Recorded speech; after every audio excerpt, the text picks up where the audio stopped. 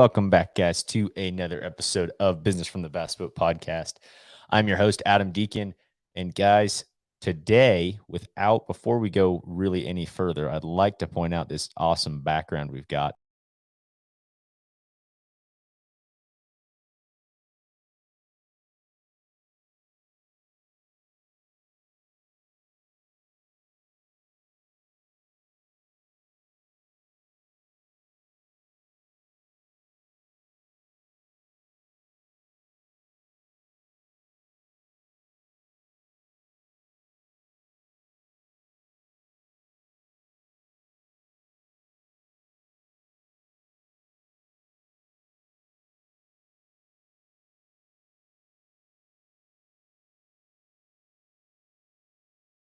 I basically, over this last week here, I've been traveling like crazy. Let's see, we went team tournament, Delta team tournament, back to back to back.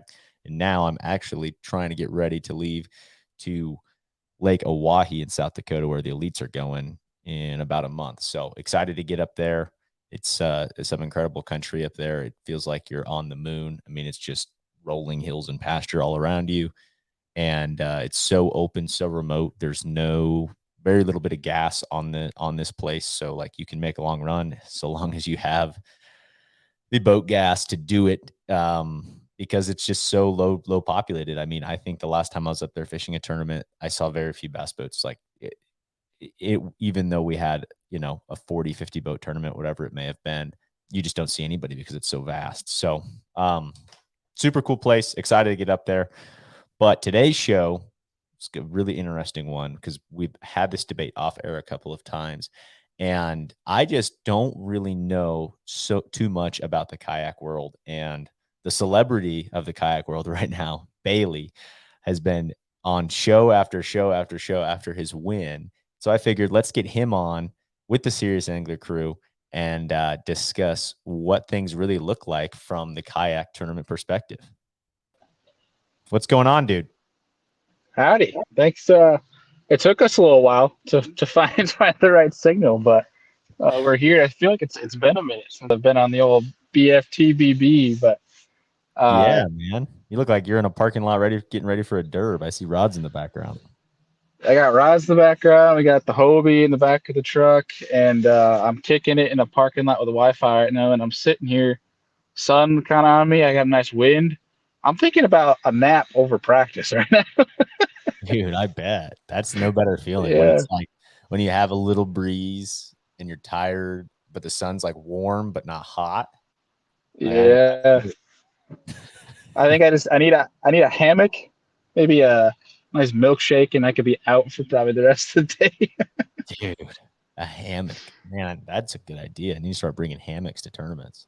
Dude, I always keep it, whether in the car or the truck. I have what you can keep them in like a little bag, Yeah, and the straps are super easy. I always keep one with me because you can always there's post always up somewhere if it's trees. nice out. Yeah, Yeah, there's always some shade. Dude, that's genius. Yeah, like camping, we'll bring hammocks and stuff. And I'm like, I don't know why. Most of the tournaments I go to, anyways, I'm camping a lot of the time. I might as well bring a hammock to those too. I mean, dude, you can set up one post, on your front deck of your boat, one on the back, and sit in There the you hammock go. in your boat. Connect the truck and the boat with a hammock. There you go. That's right. Yeah. Oh, dude, that's funny. That's funny. So, what are you fishing this weekend? I guess getting ready for. This weekend is just our local trail. It's New York kayak bass fishing. Fished three of them so far. They've had four events this year. I fished three. Top five events of the year is your AOI, and I got three top fives.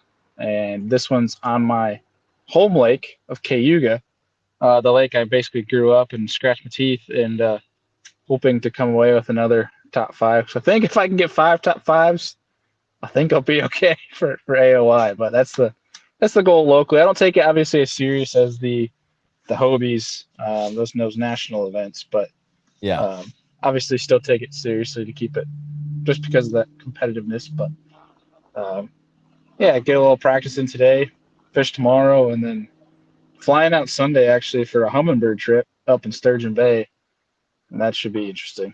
Heck yeah, man. That's Mm-hmm. incredible. You're just, I know you're in your really, really busy period right now, which is good. And the kayak stuff is intriguing to me because I see guys around here, we've got a Colorado kayak bass nation deal. I don't know, that where you can qualify for the tournament that's at the classic that's in conjunction with the Yeah. classic, the kayak classic. But I really don't know all the different, because I see all these different leagues, all that kind of a thing. My personal questions with all this stuff is just like, could you do a breakdown on what kind of the different leagues are, starting from like the top of the line and maybe working its way down? Yeah. Yeah. So best of the best compete on the Hobie BOS trail, the Hobie Bass Open Series. That's where you see all the big names, all the people that have, reputable accolades in the kayak, industry, I should say. But really, your quote unquote, and it's a small number, but it's actually a growing number Mm-hmm. of your kayak pros, we'll call them. And my definition of pro is you can do it full time for a living. Okay. That's where all of them compete. That's where the most talented, most knowledgeable kayak anglers compete on is Hobie BOS, and that's why I went after that series this year. Gotcha. The next below that, it's really kind of a toss up. But I guess in personal opinion, I would say Bass Nation's next. Okay. Just because of the Bass logo, the name it's associated with, the fact that you can compete at the Bassmaster Classic and get on the Classic stage, I'd rank that as second. But I will say they have a lot of steps to make still to earn a lot of people's respect as a trail, because they're at like a 60%. If I could put on a scale of Hobie BOS does it absolutely perfect. Okay. And even if they're not perfect, they're making strides to try to be perfect. Always, talking to the anglers, taking surveys, trying to improve. Yeah. And that's why another reason why a lot of people fish Hobie BOS. But Basses, they could be there if they applied the effort. And then at third, I'd put KBF. KBF just had a lot of slip ups, I think, over the past few years that makes people not want to fish them. There's some rules that some people don't agree with.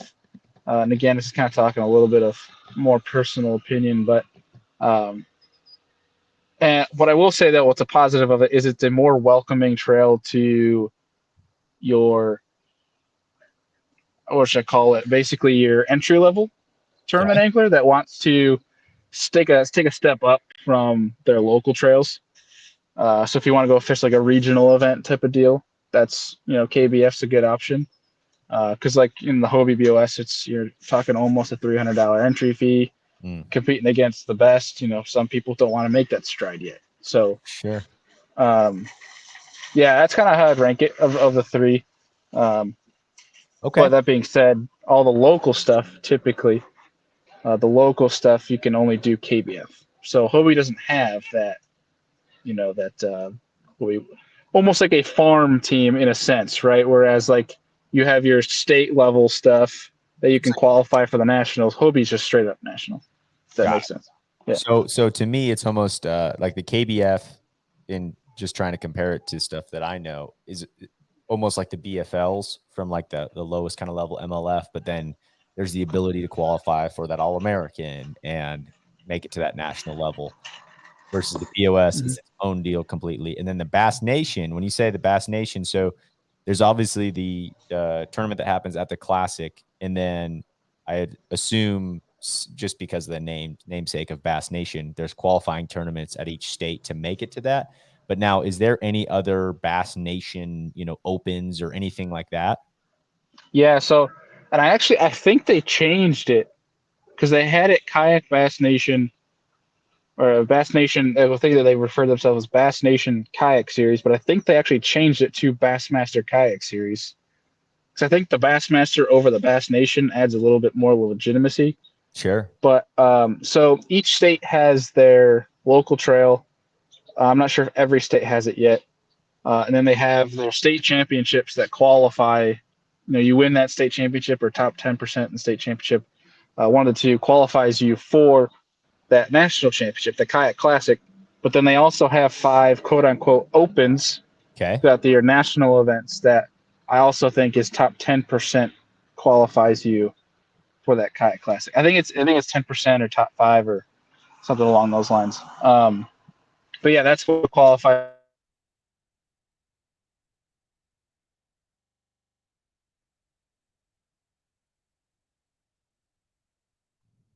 Oh, it's glitching out. Let's see. Whereas some of the local trail stuff, like for Bass Nations, have been kind of tough. Like the state championship that I won to qualify for the first ever kayak classic was only 12 people. So Mhm. yeah, the odds are in your favor. Is what I'm trying to say. Well, But I yeah, mean, it's an interesting dynamic. yeah, there's always kind of those differences, right? I mean, like each like I don't know. It's something I take into account. Like if you look at fishing the Toyota Western Series versus the Centrals or the Southwesterns, like there's just less boats. And so you've got a better chance of making the championship. Now the payback per Yeah. that event is less, but like your odds are better. And Mm-hmm. I would still say like the top, 20 guys out west are crazy, crazy good. They're the guys who are on the brink of making it full time all across the country. But it's just there's less people because the tournaments are spread out. Right. But that's interesting. I mean, one question I do have, so like from a entry fee standpoint, I mean, like let's start with the Hobie BOS, like that's the top tier. I mean, what is an entry fee in one of those events? How many kayaks are fishing it? What does it kind of look like? Yeah. So I think it's 275. Okay, it's like I think 300 it's bucks. 207. Yeah, almost $300. And every tournament so far that they've had this year, I think Winnipesaukee and the one in New Hampshire is the only one that has not capped, but they cap at 200. Okay, Um, 100 bucks. so Toledo Bend was the first one of the year, and that one capped at 200. They opened the signups up, and it capped in 12 minutes. Wow. And then Eufaula, I signed up at 12:02 was when I logged out. I think I was like 130 something. Dang. So they've capped out really fast. Toledo Bend, I think, was. I mean, there's people that drop out because they sign up to get in and then might not be able to fish it, but they get in just in case. Sure. Um, I think Toledo Bend was 180 something. Eufaula was 176, I think. Okay. And then this past weekend at Lake Chickamauga was 196. So almost the full field. Jeez. Yeah, Yeah. and then we have Susquehanna River coming up that should be the full 200 because there's 75 on the waiting list. Wow. Yeah. Wow. So I mean, I guess what's the draw, right? And this is the same with all tournament series right now. I think we're going to see a little bit less demand just with fuel prices and everything of the amount of people fishing tournaments. But I mean, to me, uh, looking at it just comparatively to fishing as say a co-angler or a BFL. It's right in that same price range where it's a couple $100. You get to go fish a national tournament, something travel somewhere new.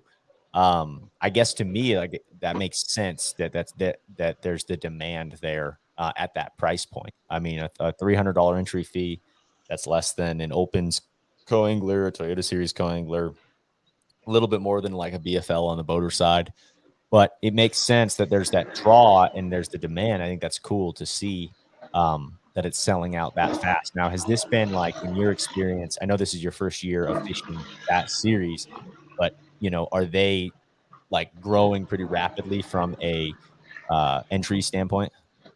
Yeah, so each year they don't want to go from because last year I think they were 250. So they're gradually going up because I don't think they want to scare people away, but also they just want to keep working into that trail because the higher the entry fee, the more serious people are going to take it. And the Mhm. more as these trails, I mean, obviously there's certain variables, we talked about gas that can get in people's way, but the higher these entry fees can go, the higher they can pay out, and the more legitimate kayak fishing can become. Quick, therefore creating, it's like this whole stream, and we're on the bus from the BassBoat, so we can kind of talk about how This can create more opportunities for people to do it full time, and therefore pull more financial backing from sponsorships when you have more money on the line, because more money on the line typically means more attention to that event, more viewership typically. So that's what they're trying to do. But like if you jump straight from like say 275 to 400, you're probably going to lose some people. You know, Sure. I think you'll still have that high demand. It's just I think they want to gradually work up to it and work out the kinks before they really, go crazy. I would love to see one of these kayak trails start having a $500 to $800 entry fee, because you'll see a really big payout out of it, and you'll see more people have the opportunity to go full time, and I think people will pay it too. So wait, what did you say there? So five. What did you say your intro? What you'd like them to see? I would love to see a trail, whether it's Hobie that gets there eventually, or even another trail. I've heard rumor of one that's starting that's going to be a big money one. Okay. That I love to see at least a $500 entry fee. Oh yeah, I agree. Yeah, and like you said, I think people will pay it, man. I mean, just look at the demand of the Toyota series, even on the boater side. I mean, $1,800 entry fee, $1,700 entry fee, like that, like it's a lot of money, and especially after, I mean, last year I fished 3 of them, and it was like, dude, if you're not cashing checks, like you're spending some serious coin, but there's demand for it. There's a lot of people out there, in my opinion, some of which who maybe shouldn't be fishing that Toyota series level or the Bassmaster Opens, but More they money for have you. the ability, right? I mean, but heck, I was a donator last year, but like, I just like, that's how it is. And it's kind of a interesting concept. There's money out there, and so there's demand, and I think there's the same is true for the kayak side. And like you said, obviously anyone who's full-time, I mean, someone who has the ability to fish as their full-time thing, they maybe have a YouTube channel, they've got additional sources of revenue, but I mean, they're good with any entry fee. I mean, at that point, if it's your full-time deal, you're in my head, the higher the number, the better, because your odds are you are going to be a competitive person to be at that top level anyways. And so you may lose some people on the back end, but if you're trying to make something legitimate, like the more entry fee, the better. I mean, instead of a $10,000 payout, that's a $30,000 payout, or whatever it may be. Yeah, I mean, and most every Hobie so far this year has been $10,500 for first place. Second place drops down to $5,500. So still good for a regular season event. But yeah, I mean, these guys that are, the kayak folk that are full time, they're fishing every single event that they can. So it's, sure, you almost see them, because it's less involvement. You're seeing them fish, anywhere from 25 to 35 tournaments a year. They're running a lot more. But I also, on the flip side, and I guess this could be up for a debate, but without really diving fully into it, I personally think it's easier. If you don't have student loans, crap like that, I think it's easier to go full time with the kayak stuff than it is with the boat. I think you have less variables. Okay. I mean, easier in terms of financially. Sure. And in terms of ease of like lodging is a heck of a lot easier. If you're a guy like Drew Gregory who, doesn't run a graph on his boat, I mean, and you don't have the need for charging batteries, I mean, you can sleep out of your truck the whole week. Oh, you know what I mean? No doubt. So, I guess it falls back on who you are as an angler and what things you need. But like, I think from a kayak standpoint, it could be, if you're willing to sacrifice certain things, it could be a lot easier than if you have to tow a boat around, if that makes sense. Sure. No, and I mean, dude, like, I think too, I've had a lot of thought through this. I mean, you can cut expenses dramatically anywhere. It really comes down to, like you said, who you are, your financial situation. But like, I would say more than 50% of the tournaments I go to, I'm camping at with a boat. And I've got a generator. I can plug the boat in. I don't even need power necessarily. I'd like to find a place with power. It just makes things easier. Right. But like, you can save from that perspective. Additionally, I mean, you can look at I mean, a great hack that almost is as cheap as camping, sometimes can be cheaper depending on your situation. Like at Oahe this next week, we've got 10 of us. We rented a duplex with 2 like buildings next to each other.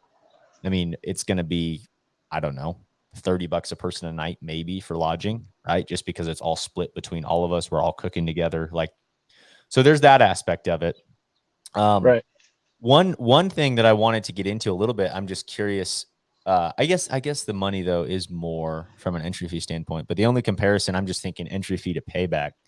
So I've got like just a Toyota Series co-angler payout pulled up of roughly a 200 boat field. This might be a little bit less, like 190. So something similar, just to kind of get grasp of comparison. So this was the Santee Cooper tournament, the Southern Toyota Series this year.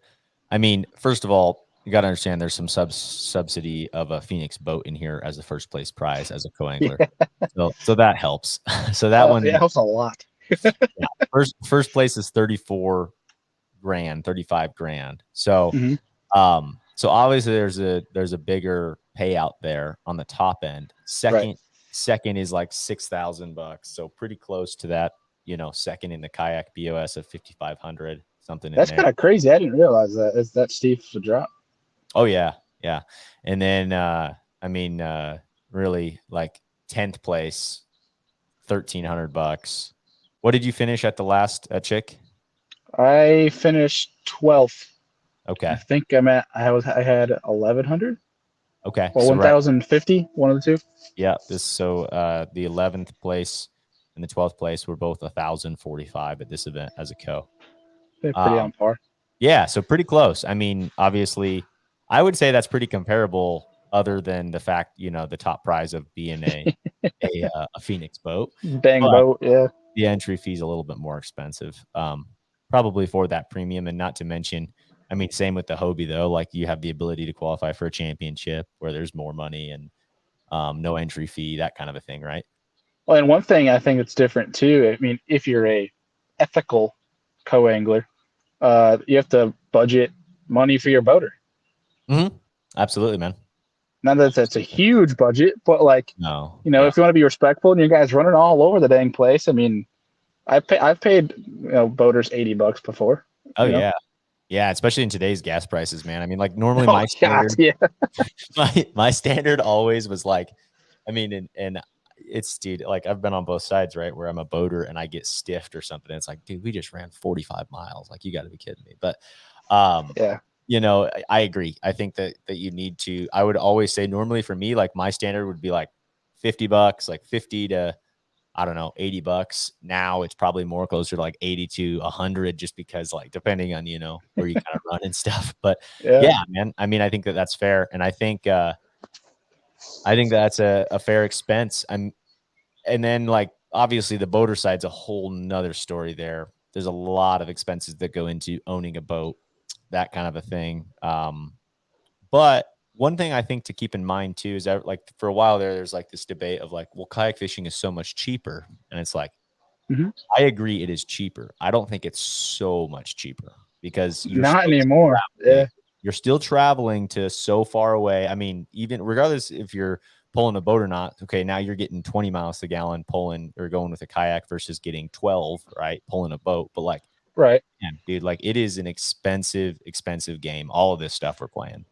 Well, and now, in that streamline, like, yes, I'll still 100% agree that kayak fishing is cheaper, but I'll also agree with your point that it's like slowly becoming not as cheaper, because like, you have people that are fortunate to have deals with marinas or kayak dealers or electronics companies, different companies here and there that can help make things, free product, or they're paying you, etc. But if you're not, right, if you don't have those deals, you're paying for a kayak, and a lot of these guys have Hobies, and PA12s are at least $5,000, and that alone is expensive as heck.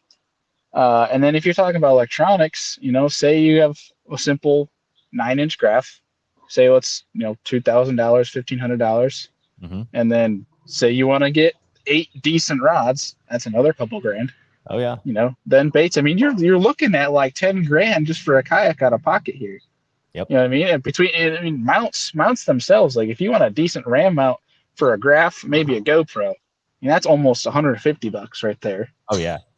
Batteries. I mean, lithiums. Almost everyone's running lithiums now. Those are a couple $100 at least for a 20 amp. Like it's getting crazy, man. Like, uh, had a day this past week after Chickamauga that I had to go up to Carl Jacobson's house for a hummingbird deal, and Kobe Krieger was there, and he saw me pull in the truck with the kayak. He gave me a little crap that I was running a kayak, but it was good, hard fun. But we had that same conversation of like, you can buy a really nice John boat right now and rig it up for the same price it costs for a really nice kayak. 100%. Man. Yeah. Unless you're getting deals, you are paying a lot of money. Yeah, and it's the same on the boater side, right? I mean, you have the guys, and I don't care who you are from the beginning. Like you're gonna be purchasing, boats and doing that stuff. And like you're saying, the deals that comes like after you've probably been in a kayak for a while, after you have proven yourself from a marketing standpoint, from a tournament standpoint, having this background to then get to those deals. But in the beginning, there's an investment. And you don't have to go out and get the most expensive thing. I mean, just with the numbers you're throwing out, I mean, I think of my first bass boat that I just sold this December and made an upgrade to a Phoenix. But before that, man, and I had no problems competing out of this boat. It just was getting a little older, 18.5-foot Legend. From a bass boat perspective, I mean, I paid $13,000 for that boat. All in. Graphs. I mean, not loaded like, older graphs, but like I think on it in the beginning, it had a Lowrance 9 at the console and a Lowrance 7 up front, right? Like all in $13,000, 200 horsepower on a 18.5-foot Legend. You go just as fast as you want. I mean, you could fly past people. Obviously, rough water was a little bit tougher, but I could get in and out in tight spots. I mean, dude, like that's not that far off. Now the boat market has gone crazy, right? Like, pay a lot more for that boat now, or sold that boat, and I upgraded a lot of electronics and sold it for quite a bit more. But there's still that opportunity, like you said, an aluminum boat you could rig out. You don't have to have the best of the best to compete, and I'd assume that's similar in the kayak standpoint. Oh, dude, yeah. I mean, we'll talk about, you could take my buddy Drew Gregory, who we talked about already, being completely bare bones, and he's on one side of the spectrum. Bare bones, 3 rods, a paddle, and a kayak. And that's all he needs, right? And it's obviously a life vest. And then you have myself who's out there. And granted, I'm not the most loaded, right? But I have 2 graphs 360 and live on there. Pretty close. Yeah, pretty. I mean, the only thing I'm missing really is a motor on the back or the front. Like I'm at that whole other side of the spectrum. So, I mean, you can get into it for pretty cheap. I mean, the Crescent kayak that Drew just released, I think, is like, I want to say it's 1,500 or 1,800. Oh, nice. Yeah. So I mean, your investment doesn't have to be. I mean, you can get into kayak tournament fishing from a Drew Gregory need of 3 rods, a paddle, and a kayak for less than it costs for just a Hobie PA12. Wow. I mean, you don't need anything crazy. You don't, especially. Granted, that'll go back to where do you fish, right? Where do you fish? How do you fish? Yeah. Again, that goes back to that, where it's like, I can fish that style. I like to fish that style where Drew does, but like I am an offshore guy at heart. So that's why I have the setup that I do. Not that you need that. Because you haven't been out there. Like, yeah, the turns have been doing good at nationally. I don't even use a graph. No, you go out and you're like, you'll text Andy and you'll be like, oh, dude, like I found him out here. Like, and you'll be like, oh, this is so fun. And then then during the tournament, it's a video of you frogging in like no water. Yeah. Yeah. That was a bum. Identity crisis, man. I think you want to be the offshore guy, but maybe deep down you're a slight Drew Gregory.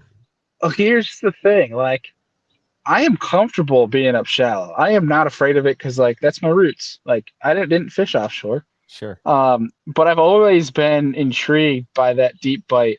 And I had a buddy, Alex Coral, who took me to Lake Erie one day, probably 6 years. I can't even remember how long ago, but taught me how to fish offshore. taught me how to graph. And I've always been kind of not a techie nerd, but infatuated with technology. Uh, and something about being in 30 foot of water, not seeing the fish, kind of putting a little bit more strategy behind how you fish, and it's not as much visual as it is using technology and feeling that bite. I've always just been obsessed with that.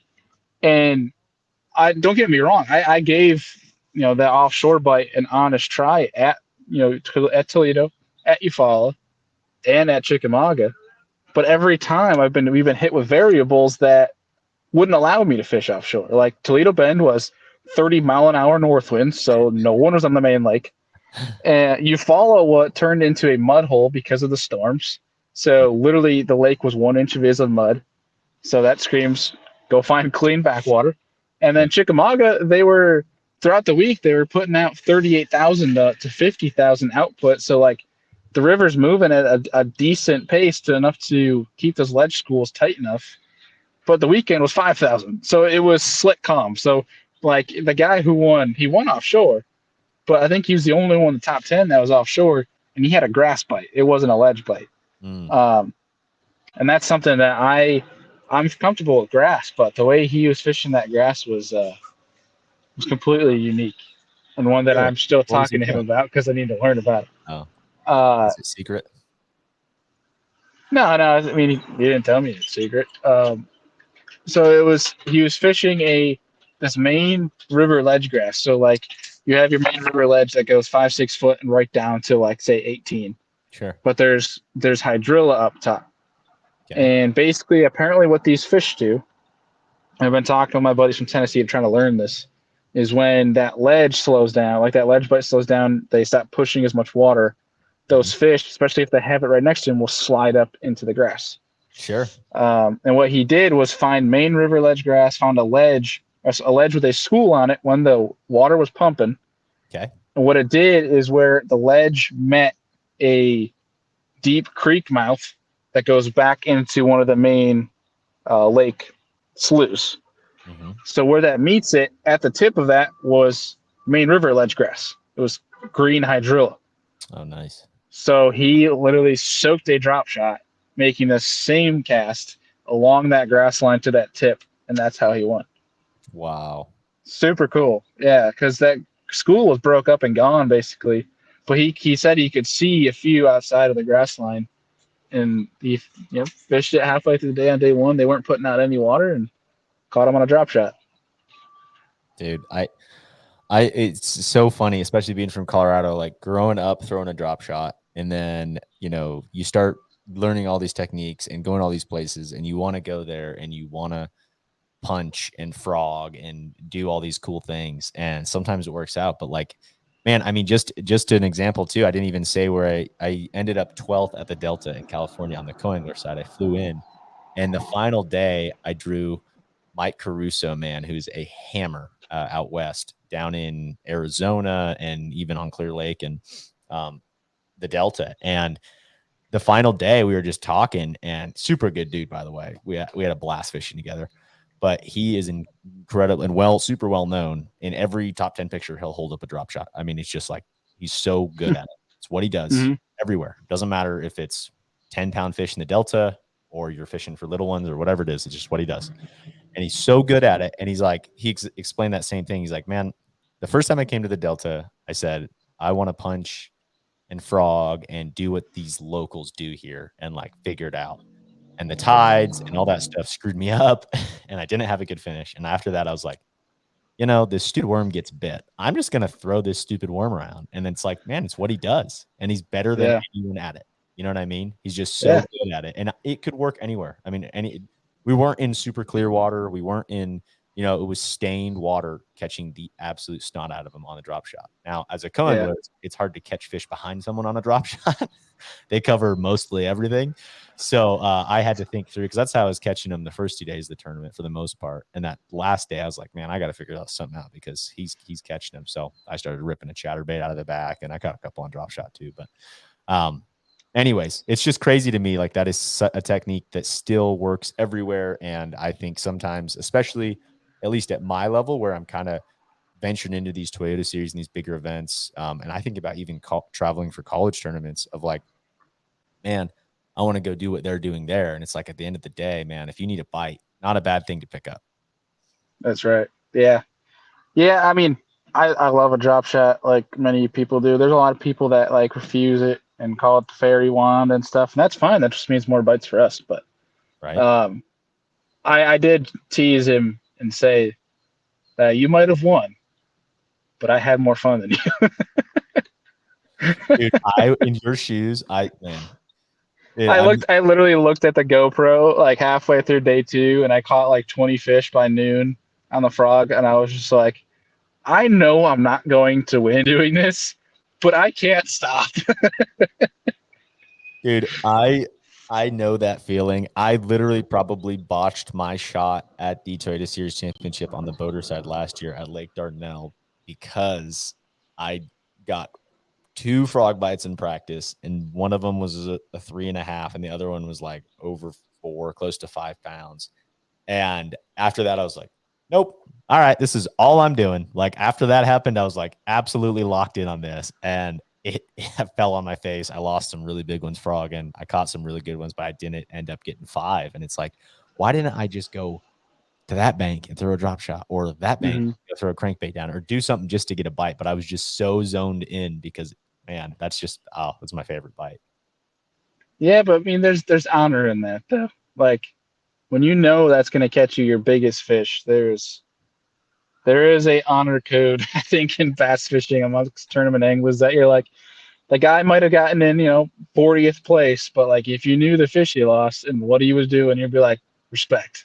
Yeah. Like, like they're just not willing to pick up and go catch the limit. They want to go catch the biggest fish in the lake, which I'm all for that. I'm with you, man. Yeah. There's a time and a place, and you got to figure out your style too, Right. Well, and it's in respect to that too, of like the people that have that happen to them. This is total sidebar. But people that have that happen to them, like they miss those good bites, and you never hear them talk about missing those good bites. Mm-hmm.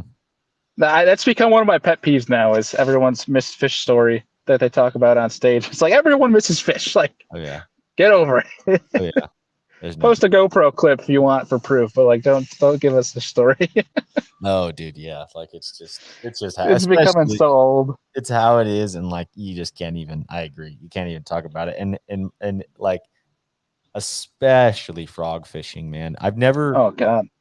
Well, and there are times when they're just eating it, right? Like you feel like you can't do anything wrong. Now, if it's a really big one, sometimes I feel like you just skin hook them like way down, and that can be dangerous. But as far as like, it was crazy at the Delta even, dude. Like these fish were flopping on the frogs, man. They were not eating it well at all. Like I lost some good frog fish, and like I talked to so many people that were like, dude, the frog blow-ups I'm getting, like I watched a 5-pounder belly flop, on top of a frog. They just weren't.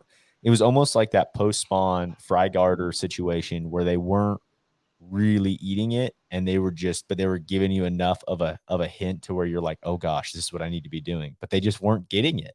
And it was, man, I feel like a lot of the times when I actually get one on a frog, like when you stick one with hooks and it's not a great big one, and you have your rod up and you are skiing them as fast as you can, like sometimes I feel like that is a hard thing to beat when you actually hook them. But for whatever reason, even when that was happening, dude, the Delta, like these fish were just, there was something going on. They just weren't getting it all the way. Oh, Bailey's a little frozen here.